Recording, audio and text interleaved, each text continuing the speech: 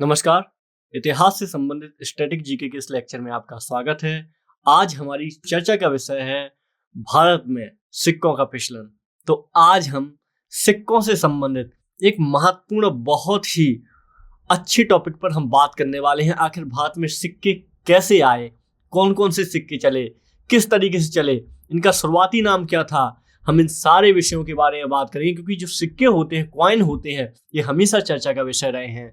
आप देखेंगे प्राचीन काल से मनुष्य की जरूरतें रही हैं। जैसे ही मनुष्य ने आदिम युग से यानी आदिम प्रवृत्ति से सामाजिक जीवन की तरफ प्रवेश किया तो उसको आवश्यकता हुई कुछ ऐसी चीज की ताकि वो विनिमय कर सके, वस्तुओं का आदान प्रदान कर सके। तो कई बार तो ये आदान प्रदान शुरुआत में खाद्य के रूप में होता था। आप मुझे ये खाना दे दीजिए, आप ये ले लीजिए और हम दोनों अपनी जरूरतें पूरी कर लेंगे। यही एक कॉन्सेप्ट था जरूरत पूरी करने का। आगे चल के बदलता गया और जो खाद्यान्न की चलती थी, आप देखते हैं आज भी गाँव में इसमें खाद्यान्न के माध्यम से विनिमय होता है। आप उसको 1 किलो गेहूं दे दीजिए, वो आपको सामान दे देगा, साबुन दे देगा और भी कुछ दे देगा। इस तरीके से आज भी ये प्रोसेस चलता है, बार्टर सिस्टम। तो इस तरीके से आप देखेंगे तब भी चलता था। तो आगे चल के इसी को ध्यान में रखते हुए मनुष्य ने हुंडी का विकास किया, कौड़ी का विकास किया, आगे चल के फिर सिक्कों का भी विकास किया।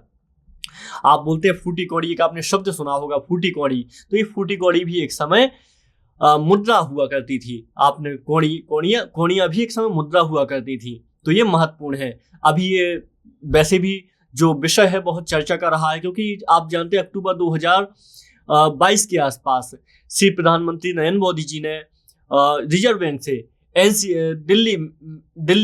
दिल्ली एनसीटी की सरकार के ने भारत के प्रधानमंत्री से नोटों पर देवी लक्ष्मी और भगवान गणेश की चित्र छापने का अनुरोध किया था, मुद्रा पर चित्र छापने का अनुरोध किया था। इस तरीके से आप देखते हैं ये टॉपिक हमेशा ही हाईलाइट में रहता है और यहाँ से प्रश्न तो खूब आते ही आते हैं। ठीक है, तो इस तरीके से आप याद रखिएगा, बहुत ही महत्वपूर्ण टॉपिक है। क्योंकि जो हमारे यहाँ पे देश में देवी देवताओं की चित्र छापने की या फिर उनका टंकण करने की जो परंपरा रही है, बहुत पहले से रही है। आप सबसे पहले देखेंगे तो कुषाणों के समय कुषाण शासक जो हुआ करते थे, इन्होंने सबसे पहले अपने सिक्कों में जो लक्ष्मी गणेश हैं इनके चित्र छापे थे और अपने सिक्कों में लक्ष्मी गणेश को स्थान दिया था। तो आप देखेंगे सबसे पहले कुषाणों के समय हमें देखने को मिलते हैं। तो आइए बात कर लेते हैं भारत में सिक्कों के इतिहास पर और थोड़ी सी इसकी चर्चा कर लेते हैं कॉइन्स ऑफ एंशिएंट इंडिया के इस लेक्चर में। तो आइए आज चर्चा करते हैं बहुत ही अच्छे तरीके से। तो देखिए, भारत में सबसे पहले हमारे यहाँ सिक्के बहुत पहले से चलने लगे हैं, 6वीं 7वीं सदी से। लेकिन इसके पहले अगर बात करें कि 6वीं 7वीं सदी से सिक्के आए, 6वीं 7वीं ईसा पूर्व से। सदी याद रखिएगा, गलत बोल दिया था, इसको ईसा पूर्व याद रखिएगा। 6वीं 7वीं ईसा पूर्व से हमें सिक्कों की महत्ता देखने को मिलती है। और अगर आप और भी पीछे जाए ना तो 2500 ईसा पूर्व के आसपास तो हड़प्पा सभ्यता में आपको मोहर टाइप की चीजें दिखेंगी। मोहर देखेंगी जिसमें आप देखेंगे पशुपति की मोहर है, इसके अलावा कुछ मिट्टी की मोहर, टेराकोटा की मोहर दिखेंगी। तो इस तरीके की यहाँ भी मोहर मिलती है। अब चूंकि ये व्यापार आधारित सभ्यता थी, इसमें व्यापार एक मुख्य पेशा था ना, तो इसलिए ऐसा माना जाता है कि यहाँ पे भी शायद मुद्रा का प्रचलन रहा होगा, या फिर वाटर सिस्टम भी हो सकता है, विनिमय आधारित सिस्टम भी हो सकता है। लेकिन का आयात निर्यात जब विदेशों तक से था, तो ऐसे माना जाता है कि जो भी हो ये सभ्यता बहुत ही बड़ी सभ्यता होगी। तो याद रखिएगा, 6वीं 7वीं सदी ईसा पूर्व से सबसे पहले हमें सिक्कों की शुरुआत हमें देखने को मिलती है। इसको अगर और भी अच्छे तरीके से कहें तो ऐसे करेंगे, 7वीं सदी ईसा पूर्व से 6वीं सदी ईसा पूर्व में पहली बार हमें सिक्कों के बारे में देखने को मिलता है। आप देखेंगे जो ये सिक्के हुआ करते थे, इनको पंचमार्क सिक्के कहा जाता था। तो पंचमार्क, इनको आहत सिक्के भी कहा जाता था। इसलिए कहा जाता था इनको आहत क्योंकि इनको आप देखेंगे पीट कर बनाया जाता था किसी चीज से, मतलब धातु से पीट कर बनाया जाता था। तो पंचमार्क सिक्कों को पहला प्रलेखित सिक्का माना जाता है। इसको क्या माना जाता है? प्रलेखित सिक्का, जिसमें कुछ लिखा हुआ था। इसके पहले सिक्के तो बनते थे, शायद उनमें कुछ लिखा ही ना हो। इन सिक्कों का निर्माण तकनीक के कारण पंचमार्क सिक्के कहा जाता है। निर्माण तकनीक के कारण पंचमार्क कहा जाता है। ये अधिकतर जो सिक्के हैं चांदी के हैं, जो पंचमार्क सिक्के हैं, और इन पर कई प्रतीक बने हैं। इनमें से प्रत्येक को एक अलग पंच द्वारा बनाया गया है। पंच यानी याद रखिएगा, पंच का मतलब होता है ठप्पा। तो ठप्पे के द्वारा बनाया गया है। कभी आपको ये सिक्के दिख रहे हो ना, तो आप दिल्ली में नेशनल म्यूजियम है, राष्ट्रीय संग्रहालय, तो आप जाइए दिल्ली के नेशनल म्यूजियम में, आपको ये सारे सिक्के दिखाई देंगे। यहाँ पे इनको संरक्षित किया गया है, जो हमारे भारत देश में विभिन्न स्थानों से पाए गए हैं। ठीक है, तो याद रखिएगा इसको। तो ये जो पंचमार्क सिक्के हुआ करते थे, ये 2 अवधियों में उनको वर्गीकृत किया गया है। जो पहली अवधि है जनपदों, छोटी स्थानीय राज्यों को दिया जाता है। तो जनपद जो हुआ करते थे, छोटे राज्य हुआ करते थे, इस समय के सिक्के हैं। दूसरी अवधि है जो ये क्या है, ये शाही मौर्य काल को इसका श्रेय जाता है। तो मौर्य काल में ये सिक्के ढले और बने। ठीक है, तो इस तरीके से आप देखेंगे इसमें पाए जाने वाले रूपांकन ज्यादातर प्रकृति जैसे सूर्य, जानवरों के रूपांकन, पेड़ों, पहाड़ियों आदियों के रूपांकन पाए जाते हैं, जो ये शुरुआती सिक्के हैं, आहत सिक्के जो हैं। ठीक है, तो ये आप याद रखिएगा। पंचमार्क सिक्कों को ऐसे भी आप याद रख लीजिए, जैसे ये एक मुद्रा है, तो इसमें क्या किया, एक ठप्पा लगा दिया और इस ठप्पे से ऐसी कोई भी आकृति बन गई, तो ये क्या हो गया, पंचमार्क हो गया। राजवंशीय सिक्के, ये सिक्के सबसे प्राचीन हिंद यूनानी, शक, पहलव और कुषाणों से संबंधित हैं। आप जानते हैं कुषाण काल में भारत में सबसे मतलब बहुत अधिक स्वर्ण मुद्रा की आपूर्ति होती थी। इसके अलावा स्वर्ण के सिक्के चलाए गए हैं। तो ये सिक्के आमतौर पर दूसरी शताब्दी ईसा पूर्व से दूसरी शताब्दी ईसवी के बीच प्रचलन में थे। दूसरी शताब्दी ईसा पूर्व से दूसरी शताब्दी ईसवी तक के बीच में ये सिक्के चलाए गए थे, प्रचलन में थे। राजवंशीय सिक्के, इनमें आप देखेंगे हिंद यमन के सिक्के देखेंगे, तो आप हिंद यमन के चांदी के सिक्के हेलेनिस्टिक परंपरा की विशेषता है। हेलेनिस्टिक परंपरा क्या होती है, एक सवाल खड़ा होता है। तो आप जानते हैं सिकंदर भारत में आक्रमण करने आया था, तो उसके साथ जब सिकंदर भारत में आक्रमण करने आया खैबर दर्रे से, तो ऐसे में जब वो भारत आया तो सिर्फ सिकंदर बस भारत नहीं आया, वहां की परंपराएं भारत आई, ज्योतिष भारत आया, इसमें कलाएं यहाँ पे भारत आई, यूरोप की जो कलाएं प्रचलित थी। तो इस तरीके से देखेंगे सभ्यता के बहुत सारे गुण आए भारत में। और इसी क्रम में आप देखेंगे जो कला थी, जो यहाँ पे मूर्ति कला थी, ये मूर्ति कला भी भारत आई। इस मूर्ति कला को कहा जाता है हेलेनिस्टिक आर्ट। जब ये कला, भारतीय कला जो थी, मथुरा कला, इसके साथ मिश्रित हुई, तब इसको गांधार कला कहा गया। गांधार कला यानी मथुरा कला प्लस जो यूनानी कला है, इसका मिश्रण है। और हेलेनिस्टिक कला क्या है, एक तरीके से यूनानी कला ही हेलेनिस्टिक कला कहा जाता है। क्योंकि हेलेनिस्टिक की मूर्तियां आप देखेंगे ना आर्ट की, तो इसमें देखेंगे आपको आंखें साफ साफ दिखेंगी, बाल दिखेंगे, बॉडी बिल्डर चित्र देखेंगे आपको। जबकि हमारे मथुरा कला है, इसमें आपको बॉडी नहीं दिखाई देगी, इसमें सिर्फ चेहरा दिखाई देगा, और चेहरे के पीछे एक आपको आभामंडल दिखाई देगा, जिसमें दिखाई देगा कोई बैठा हुआ हो तब कर रहा है। ऐसी चीजें दिखाई देंगी। हमारे यहाँ लाल बुलवा पत्थर से ज्यादातर मूर्तियां बनाई गई हैं। तो इस तरीके से हेलेनिस्टिक ये शब्द का मतलब है, ये हेलेनिस्टिक परंपरा की विशेषता है। इसका मतलब क्या है, ये सिक्के पर स्पष्ट तरीके से इसमें दिखाई दिया था जो लिखा हुआ था इसमें। ठीक है, तो ये याद रखिएगा।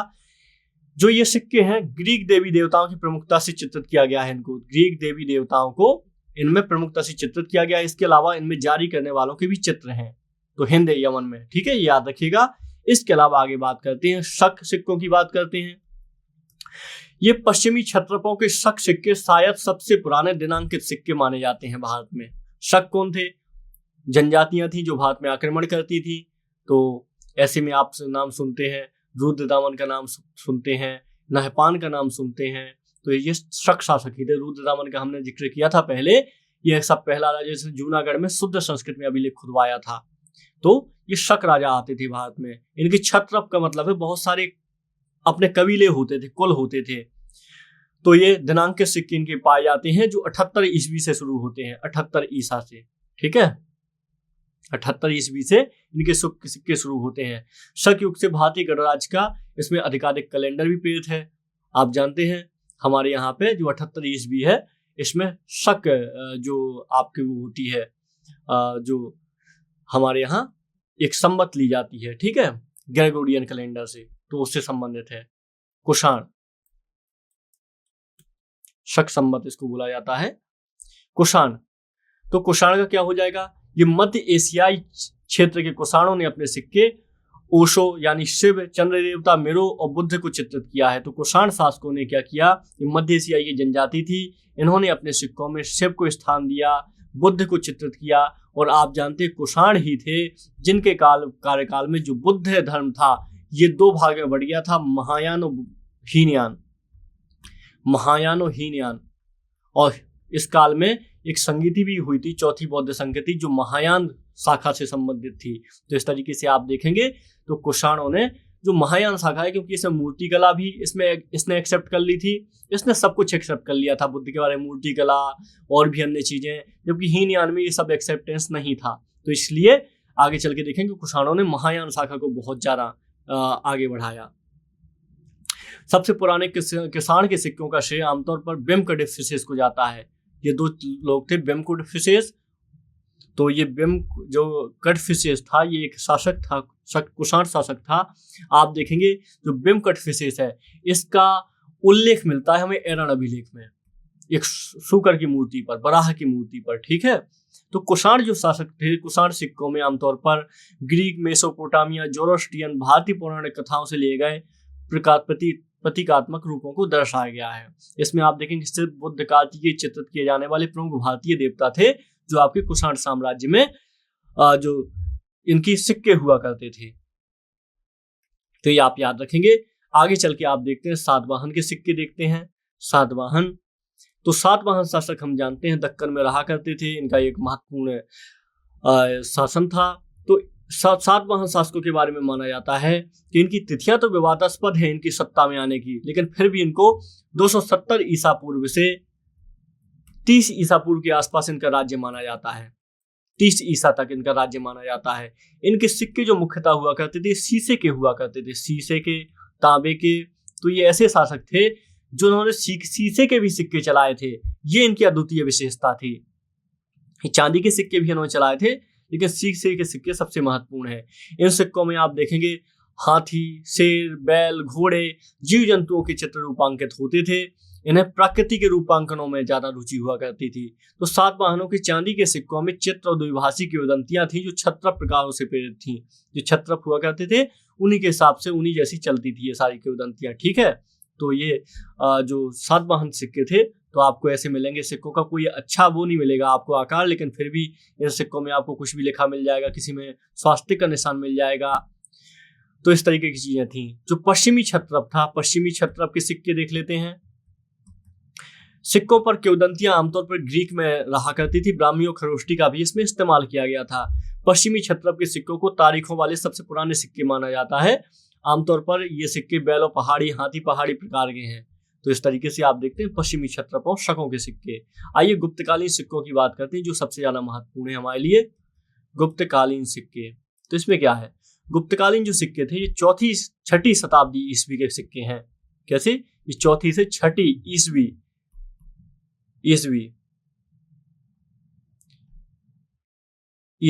इससे संबंधित है। ये आपकी जो गुप्तकालीन सिक्के हैं, कुषाणों की परंपरा का इनमें पालन किया जाता है और राजा का अग्रभाग और एक और देवता को पीछे की ओर दर्शाया जाता है। देवता भारतीय थे और किंवदंतियां ब्राह्मी में लिखी हुई हैं इनमें गुप्तकालीन सिक्कों में। आप देखेंगे इसमें सबसे जो प्रतिष्ठित सिक्के हैं इसमें समुद्रगुप्त को दर्शाया गया है, बीड़ा बजाते हुए, आपको याद होगा एक इसका चित्र है। चंद्रगुप्त द्वितीय, कुमारगुप्त को भी दिया जाता है, इनका श्रेय दिया जाता है गुप्तकालीन सिक्कों का।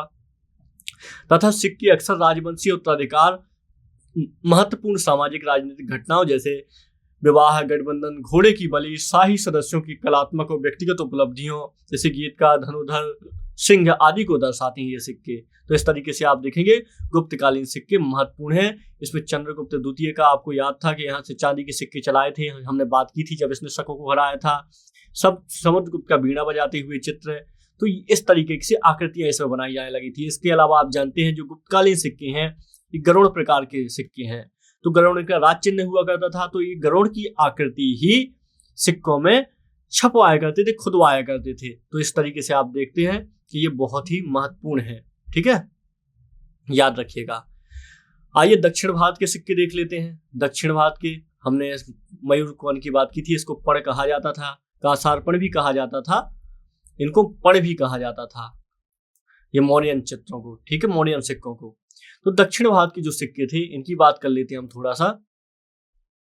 दक्षिण भारत के सिक्के, तो इसमें आप देखेंगे जो चेर शासक हुआ करते थे, चेर कहाँ हुआ करते थे, केरल के आसपास चेर शासक हुआ करते थे। तो इन्होंने सिक्के चलाए यहाँ पे। चोल शासकों के सिक्के ये महत्वपूर्ण थे यहाँ पे।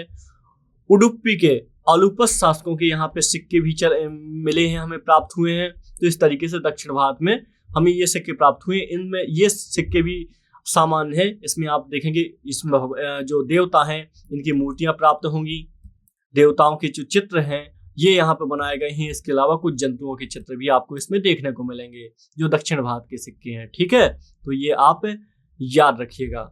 चलिए, इसके अलावा ये याद रखिएगा जो चोल शासक थे इन्होंने बहुत अच्छे स्वर्ण के सिक्के चलाए। उडुपी के इन शासकों ने भी स्वर्ण के सिक्के चलाए। जबकि आपके चेर शासकों के सिक्के देखेंगे तो आपको तांबे चांदी के ये सबके मिलेंगे, हालांकि कुछ स्वर्ण के भी हैं इनमें। ठीक है, तो इस तरीके से आप याद रखिएगा, बहुत ज्यादा महत्वपूर्ण है।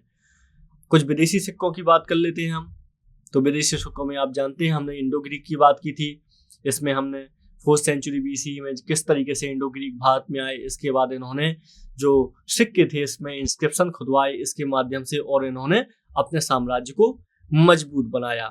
हमने इन सब चीजों के बारे में देखा है। ठीक है, तो ये मोहरें और जो सिक्के हुआ करते थे बहुत ही महत्वपूर्ण चीज हुआ करते थे, और लगातार इनका आज भी हमें इनको साहित्यिक साक्ष्य के रूप में हम इसलिए काउंट करते हैं सिक्कों को, क्योंकि हमें इनसे बहुत कुछ पता चलता है।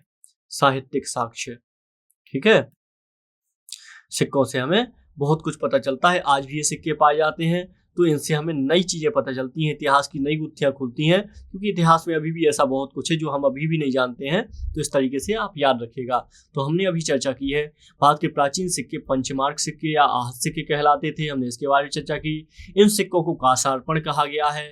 क्या कहा गया है? कांसार्पण कहा गया है इन सिक्कों को। इसके अतिरिक्त आरंभिक सिक्कों में कुछ प्रतीक मिलते थे, बाद के सिक्कों पर राजाओं देवताओं के नाम और तिथियां उल्लिखित मिलती हैं।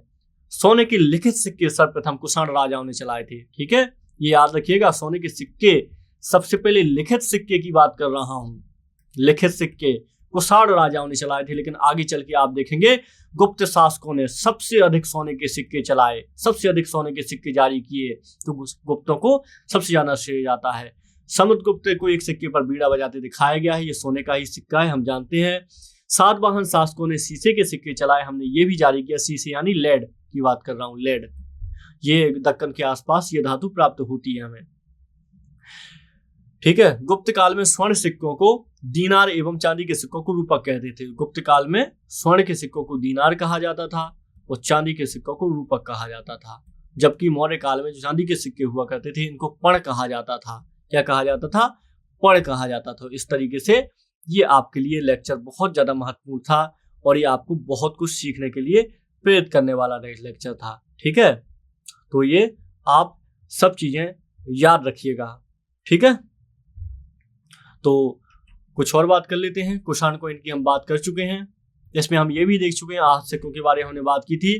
तो याद रखिए जो आहत सिक्के होते थे, जो आहत सिक्के होते थे, तो ऐसा माना जाता है सिक्कों पर कलात्मक प्रतीक चिन्ह का आरंभ आहत सिक्कों से ही हुआ है। आहत सिक्कों की यानी ठप्पा लगाकर। तो इस तरीके से आहत सिक्कों को सबसे महत्वपूर्ण माना जाता है। ठीक है, और इसके बारे में एक जानकारी हमें मिलती है पाली साहित्य के अनुसार। सिक्कों की हमें शुरुआत के बारे में जानकारी मिलती है।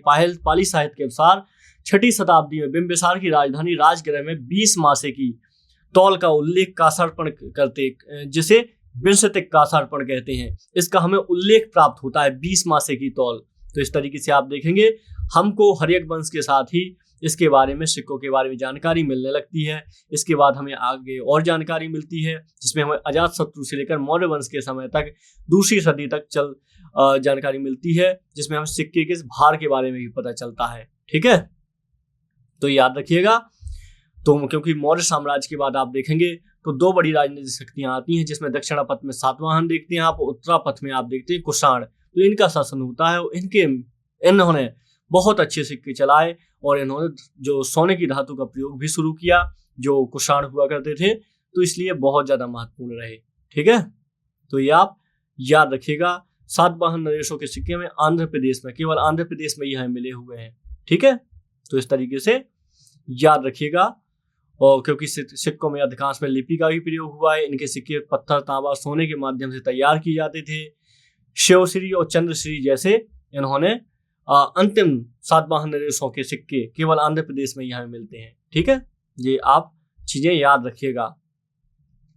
शुंग साम्राज्य ने भी अच्छे सिक्के चलाए, हालांकि इनका साम्राज्य स्थायी न रह सका, लेकिन फिर भी इन्होंने कोशिश की। इन्होंने भी जो इसकी व्यवस्था थी चित्रकला की, इस सिक्कों की, इसको शुरुआत करने का इन्होंने भी कोशिश की कि बेहतर हो सके। तो प्राचीन भारतीय मुद्रा प्रणाली के अंतर्गत आवश्यक परंपरा सी बन गई थी। विजयी शासक अपने द्वारा विजित जो क्षेत्र हुआ करते थे, इनमें सिक्कों के लिए जिस धातु का प्रयोग करते थे, वहां के निवासी उस धातु से भली भांति परिचित होते थे। इस तरीके से आप देखेंगे, जो आप देखते हैं किसी प्रकार की प्रशस्ति होती है, तो सिक्के भी एक माध्यम बन गए थे प्रशस्ति का। इस तरीके से सिक्कों में भी प्रशस्तियां छपने लगी थी। ठीक है, तो ये सब आप याद रखेंगे जो हमने अभी आज की बात की। तो इसका महत्व क्या है? तो पुरातात्विक विषयक वस्तुओं में इतिहास लिखने में पर्याप्त सहायता मिलती है इनसे, सिक्कों से हमें। तो सबसे बड़ी बात तो इतिहास समझने में हमें सहायता मिलती है। इसके अलावा हमें तात्कालीन समाज के बारे में, जो भारत में आक्रमण होते थे, इनके बारे में, और हमें साहित्य के बारे में भी जानकारी मिलती है। ठीक है, तो हमें इन सब के बारे में भी जानकारी मिलती है। उदाहरण के स्वरूप यूनानी राजाओं के बारे में हमें जानकारी मिलती है कुछ सिक्कों से, जिसमें से हमें मिलिंद नामक एक विदेशी शासक की भी जानकारी सिक्कों से ही मिलती है। आगे चल के आप देखते हैं नागसेन का उल्लेख हमने किया था, मिलिंद पन्हो का उल्लेख हमने किया था। ठीक है, इसको आप याद रखिएगा। जो भी हम शक शासकों के बारे में जानते हैं, इतिहास प्राप्त हुआ है हमको, इसका मुख्य आधार ही सिक्के हैं। तो इस तरीके से सिक्कों की आप याद रखिएगा, बहुत ही महत्वपूर्ण इनकी आवश्यकता होती है हमें सिक्कों की। तो इस तरीके से अगर हम कुल मिला के कहें तो सिंधु घाटी सभ्यता से लेकर सिक्कों के क्रमिक विकास के विभिन्न उतार चढ़ाव तथा उन पर विभिन्न प्रकार के चिन्हों से कला के विस्तृत और प्रचलित हुए स्वरूपों का हमने भली भांति अध्ययन किया, हमने देखा है इनको। तो सिंधु सभ्यता से इसकी शुरुआत हुई। आगे चल के हम पूरे मध्यकाल में देखेंगे कि किस तरीके से ये जो सिक्के थे और ज्यादा इनमें कार्य किया जाने लगा। आगे चल के हम शेरशाह की जो मुद्रा व्यवस्था है इसको देखेंगे। शेरशाह ने किस तरीके से जो सिक्के हुआ करते थे इनको बेहतर किया, सिक्कों को बेहतर किया, और किस तरीके से आगे चल के आप देखेंगे फिर अकबर के टाइम में, शाहजहां, औरंगजेब के टाइम में मराठों ने सिक्कों के लिए कार्य किया। और इस तरीके से आप देखेंगे लगातार कार्य होता जाएगा सिक्कों पे। और फिर ईस्ट इंडिया कंपनी आएगी और भी अच्छे सिक्के जारी करेगी, बड़े सिक्के जारी करेगी। आज हम भारत में देखते हैं कि आज भी हमारे यहाँ टकसाल लगी हुई है और लगातार सिक्के आज ही प्रचलन में है। तो सिक्के आपके ये मान लीजिए 2500 ईसा पूर्व से आज 21वीं सदी तक लगातार प्रचलन में है। तो सिक्के सबसे पुरानी धातुओं में से, पुराने विनिमय प्रणालियों में से शामिल होते हैं। ठीक है, तो ये आप याद रखिएगा। तो जो लीगेसी है इसकी, तो कल्चरल एक्सचेंज, जैसा ट्रेड, कॉमर्स, जो व्यापार था, इन सबको बहुत ही महत्वपूर्ण हेल्प की है। और पॉलिटिकल तरीके से, राजनीतिक रूप से, आर्थिक रूप से, हर तरीके से जो समाज के विकास में योगदान दिया है, ये सिक्के हुआ करते थे, कॉइन हुआ करते थे।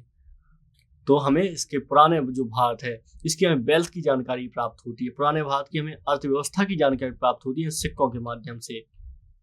तो इसलिए ये सिक्के आपके लिए महत्वपूर्ण हैं। और बात करेंगे हम किसी और लेक्चर में सिक्कों के बारे में। आज हम अपनी जानकारी को इतना ही रखते हैं, मिलते हैं किसी और लेक्चर में। आज के लिए बस इतना ही। नमस्कार।